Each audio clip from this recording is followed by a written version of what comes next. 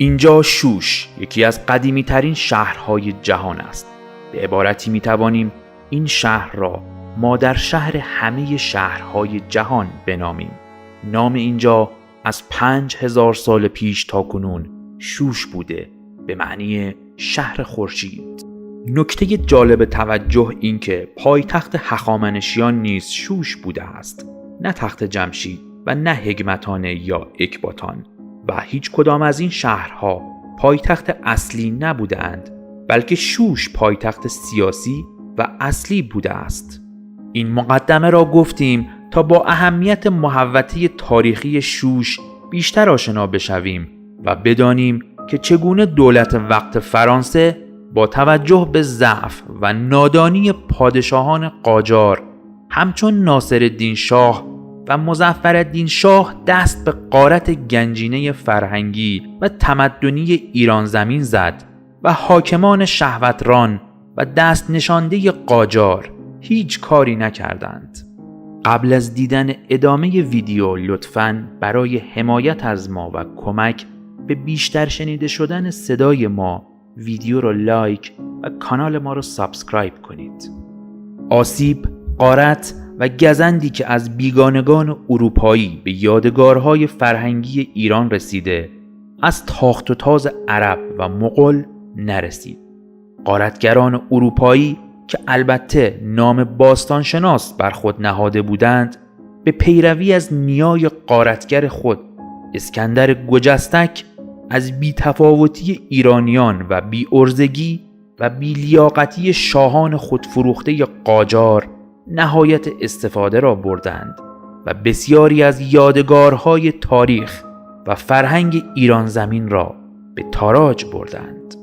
هنوز جای شمشیرهایی که سربازان اسکندر از روی کینه ورزی و حسادت بر روی مجسمه داریوش بزرگ و همچنین سنگهای کاخ آپادانای شوش وارد کرده بودند بر جای بود که فرزندان آن غارتگران آمدند و کار ناتمام نیاکان خود را به سرانجام رساندند. گنجینه‌های با ارزش شوش هزاران سال در آغوش بهترین امانتدار تاریخ یعنی خاک جای گرفته بودند تا اینکه شاهان بی‌لیاقت قاجار برای تأمین مخارج عیاشی و سفرهای پرخرج به فرنگ امتیاز حفاری از مناطق باستانی کشور را به بهایی بسیار اندک به بیگانگان اروپایی فروختند. بیگانگان هم سرخوش از این داد و ستد پرسود شروع به غارت آثار باستانی ایران کردند. بد نیست نمونه هایی از این غارتگری ها را بازگو کنیم تا فرزندان ایران زمین بدانند بیگانگانی که خود را متمدن و با فرهنگ مینامند چه انسانهای بی فرهنگ و ددمنشی بوده اند و هستند.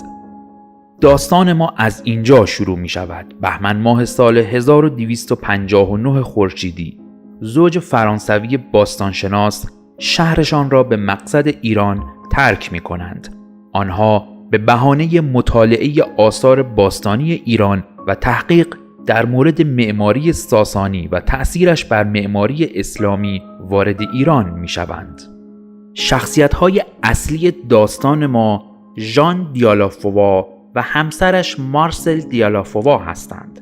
آنها از مسیر قفقاز وارد تبریز و سپس راهی تهران می شوند و از تهران به سمت جنوب و شیراز می روند و از شیراز راهی خوزستان و شوش می شوند.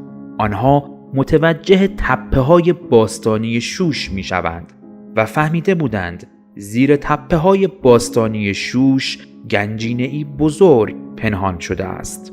آنها موضوع را به دولت فرانسه انتقال دادند و دربار فرانسه موضوع را با ناصرالدین شاه مطرح می کند که ناصرالدین شاه در ابتدا مخالفت می کند. اما زوج فرانسوی ناامید نمی شوند و موضوع را با ژوزف تولازان فرانسوی پزشک مخصوص ناصرالدین شاه مطرح می کنند. او نفوذ زیادی روی ناصرالدین شاه داشت. او ابتدا ناصرالدین شاه را به آثار باستانی علاقمند می کند و سپس موافقت شاه نادان ایران را که از ارزش واقعی این آثار بیخبر بود جلب می کند. ناصرالدین شاه به شرط تقسیم گنجها با شرایط دیالافوا موافقت می کند و مجوز حفاری در شوش صادر می شود. به دستور ناصرالدین شاه فرزندش ظل السلطان والی اصفهان مسئول نظارت بر کاوش آنها می شود. او که از ناصرالدین شاه نادانتر بود، شخص دیگری به نام میرزا محسن مظفرالملک را مأمور این کار